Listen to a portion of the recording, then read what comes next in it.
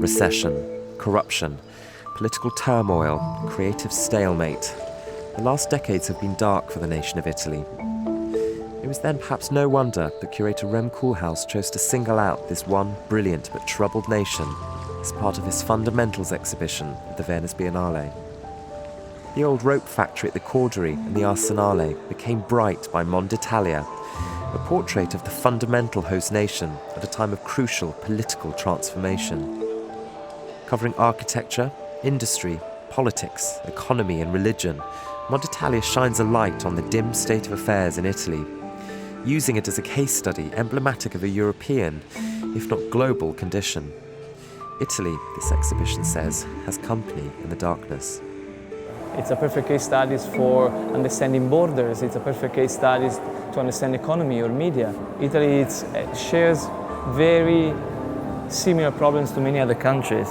It's obviously a rather unstable political place, but at the same time, instability has been part of its history in a way. So I do think that actually the potential is also in the crisis itself. The long-stretched exhibition space of the Cordery was united with a huge flapping map of Italy, stretching from south to north, from northern Africa to the Alps. A 5th century scan of the nation, literally and symbolically, when it was at the centre of the world.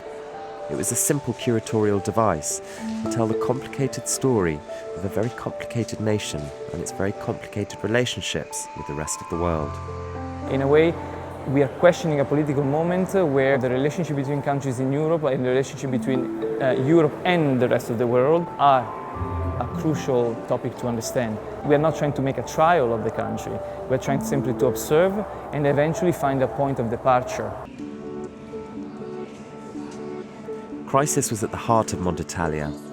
Berlusconi, Lampedusa, Pompeii, Libya, the L'Aquila earthquake, the Mafia, the Pietà, even the Laurentian Library, Michelangelo's famously dreadful attempt at architecture, described here as terrifying, almost like a nightmare.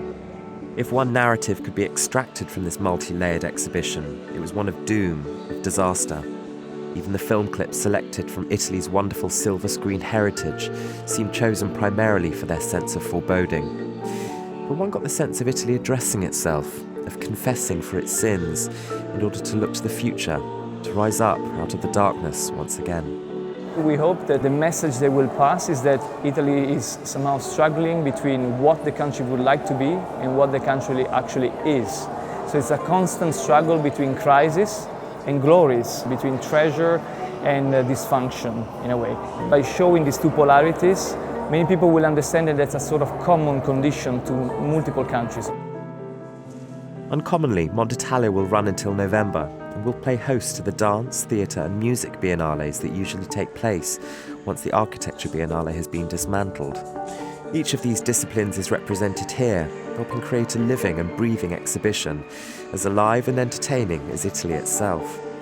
It's an accessible masterstroke of storytelling, perhaps surprising, given the notoriously intellectual nature of its chief curator. I've always seen Rem as somebody with natural curatorial powers.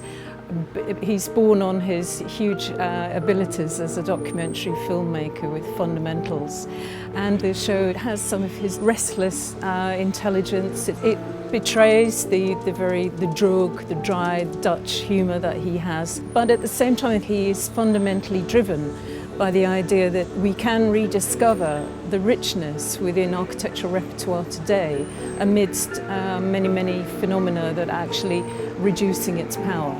And Rem is a master of conjuring up paradoxes to make you think more deeply.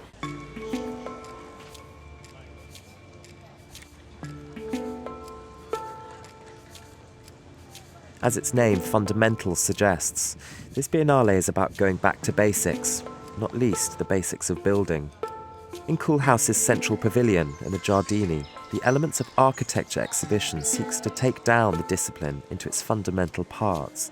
Ceilings, floors, walls, windows, balconies, ramps, stairs. 15 building blocks are cordoned off from one another and examined and catalogued in forensic detail by Koolhaas's team and Harvard University. It's a misconception that we are necessarily looking at the past. Of course, there's a lot of historical research, but also we are trying to address the future, the idea of how the elements are becoming more digital, how the elements are becoming kind of devices that are constantly collecting information about you, you know. So for us, it's really, it's really important to look at the possible future of all these elements. At first glance, this exhibition comes across as architectural navel-gazing, an industry looking far too deeply into itself and alienating everyone else in the process. But it showed how architecture is not simply about the built environment. It's about the political, social, psychological environments that architectural elements build, and how these environments have been built and used so differently around the world. It was very clear that the most important aspect of the balcony chapter, it was how the balcony is a very politically charged element. We wanted to show those critical moments where the element becomes somehow very relevant for everyone. There's a kind of a polemic aspect of an element that is critical for kind of a wider public. This section of the Biennale has been largely attacked by architects for being reductive, boring, sold out and simplistic. But this Biennale was not about architects. It perhaps wasn't for architects. The only mention of them was a display of door handles. This Biennale instead showed the wider function architecture has in the world, beyond the often inward-looking four walls of the industry. It was a celebration of the built environment in its most simplistic forms, told with humour and knowledge. It puts all of these basic elements of windows, doors, balconies, ramps, and architecture at large back into context.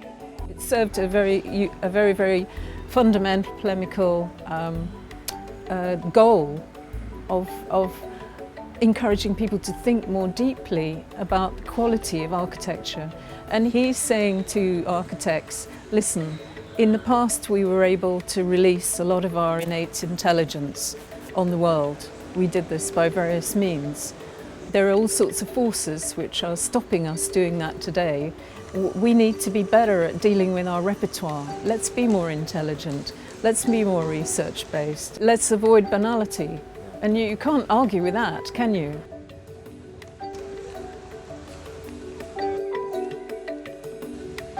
In Venice, for Monocle, I'm Tom Morris.